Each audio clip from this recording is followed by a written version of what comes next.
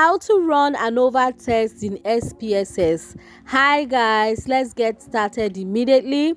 Now the first thing is to make sure that the data you'll be using to run the test is already imported into your SPSS.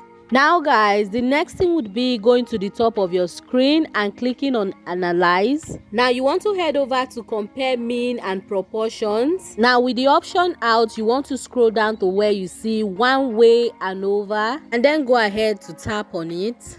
Now for this test to be complete, you need a dependent list and also you need a factor. So my dependent list is going to be for my profits and my factor today is going to be my shipping costs. And when I'm done, I want to click on OK. And guys, as you can see, this is our Anova test and it has been completed in SPSS.